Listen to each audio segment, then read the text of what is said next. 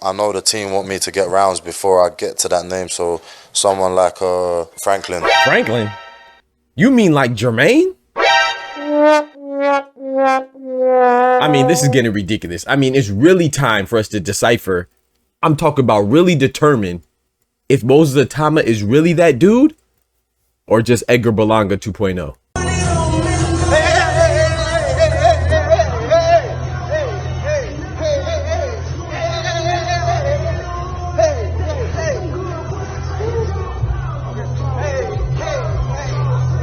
If I tell you I'm good, probably you will say I'm boasting.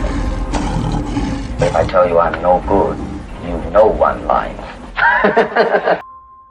Yo, what's good, Boxing Talk family? Welcome back to your favorite boxing news channel, Dr. Boxing Talk, and we are back for another YouTube video.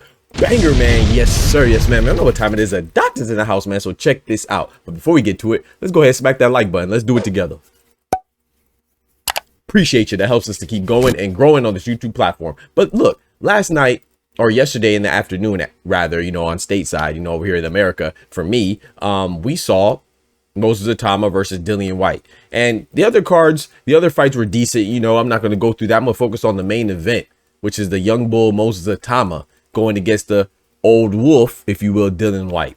And I told people going into this fight that, you know, Dillian Whyte, I do think that from a name standpoint, in order to build a resume on paper, that's a good step up for Moses Itauma. However, I caution people to not just get caught up in the name and Dillian Whyte's great fights with Derek Chisora, AJ, and whoever else, right? But to remember his last fight.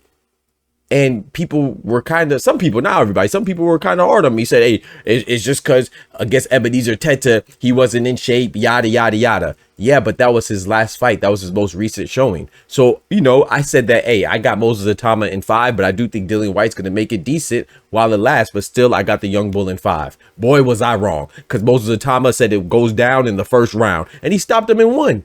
He didn't even get touched. He did not even get touched. I think Dillian Whyte landed a punch on his shoulder while he was falling down. You see what I'm saying? And I am disappointed in Dillian Whyte, man. Shout out to the Jamaican badman by way of England, you know, or English badman by way of Jamaica. I like Dillian Whyte, you know, but at the same time, that's not a good showing, man. And, you know, his fight against Ebenezer Teta, I got to give him respect for this fight because he did come in shape. So being in shape is half the battle, you know what I'm saying? So shout out to him for being in shape, but he didn't look any better than he did in the Ebenezer Teta fight, you know. So it was hard for me to get that out my mind, you know. And he definitely, I was gonna say he didn't disappoint me from not putting up much of a fight, but he still disappointed me because it went down in 1 round. I gave him 5, you know. So I was wrong by that, but I did pick the right winner. But Moses Itauma now going on him, and you know, Moses Mike Tyson Itauma, you know, is he really the goods or not? Because you saw what he said in the intro. It's like, how are you going to fight Jermaine Franklin? And no disrespect to Jermaine Franklin, the American contender. He only has 2 losses. That's to AJ. But what's important is his other loss, albeit by decision, was to Dillian Whyte. So you're telling me that you're going to target a guy that lost to a guy that you knocked out in the first round? What? What are we doing? You see what I'm saying? How is that going to convince me or anybody else around the globe outside of British, you know, outside of England, you know what I'm saying? Outside of Britain, you know, he might convince his English partners that he's the goods, but how are you going to convince anybody else that's not British that he's the real deal when you're targeting Jermaine Franklin after stopping Dillian Whyte, a guy that beat Jermaine Franklin in the first round? That's going backwards, man. You hustling backwards. So I'm not saying Moses Itauma is not the goods. I'm just saying I can't tell. I've yet to see this man take a punch. Don't get me wrong. Like he has some good things about him. He has good footwork from what I've seen. Definitely has good punch placement. He tends to hit behind the ear a little bit, but that's not his fault. I'm not going to hold it against him, you know, because he does cup his hook a little bit, but at the same time, it seems like that's what he works on in the gym, and that's up to the referee to stop it or let it continue. And so he's been doing it well, but he hit Dillian Whyte back there, and he hit Dempsey McKean back there. And once again, I'm not saying it's a bad thing. I'm just saying that he has good punch placement, but sometimes people might say something about it. You know what I'm saying? But anyway, he's been looking good, playing the part. You know, people he's been fighting, he's made them look like they have no chance. And that's what he's supposed to do. He's supposed to handle business. So I have to applaud him for that. You know, his punch placement is good. His combination is good. Hand speed is good. His ring generalship is good from what you could determine. His footwork is good from what you could determine. So his offensive capabilities seem like they're A1. But what about the defense part?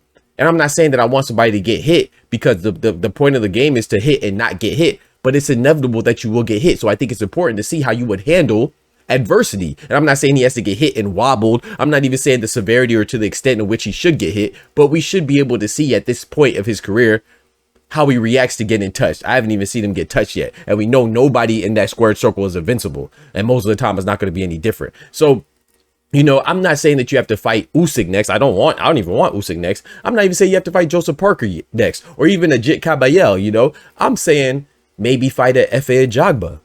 Hell, maybe fight a Dave Allen. I know David Allen's occupied with who's David Allen? Aslanabek Makhmadov. But what I'm saying is, I'm just saying those level of guys that we've seen win recently. I know Jermaine Franklin, if I'm not mistaken, I think he won his last fight, but nobody really saw it. Nobody really paid attention. So, you know, I think at this point, Moses Itauma should fight somebody that's a live dog that we know seriously is a live dog. You know, not somebody like Dillian Whyte, who barely made it out of a fight with Ebenezer Teta. You see what I'm saying? He should be fighting somebody, in my personal opinion, that we could really tell, okay, bet, you know, he's going to give him some rounds and he's going to give him a fight, because he is in a fight. So even if it's like a Richard Torres Jr., boom, or maybe a Jerry Baby Anderson, boom. You know, like I said, it doesn't have to be a Joseph Parker or Alexander Usyk or a Jit Caballel or Anthony Joshua, but it could at least be a Guido Vianello. You see what I'm saying? Like, come on, man. Even, you know, Martin Bacoli, even if you want to say that's too much, but maybe a Jarrell Big Baby Miller or Andy Ruiz or a Michael Hunter. You know, I know Michael Hunter and Jarrell Big Baby Miller are rumored to be having a situation going on, but you see what I'm saying? I'm talking about those type of caliber of fighters, so I could really tell. You know, to me, what makes the most sense is for Moses Itauma to fight Filip Hrgović. I mean, y'all were on the same card. Filip Hrgović beat David Adeleye, and you just beat Dillian Whyte. So that's just common sense to me to have y'all clash and see where we go from there. But y'all talk about Jermaine Franklin. Come on now, dog. Come on, man.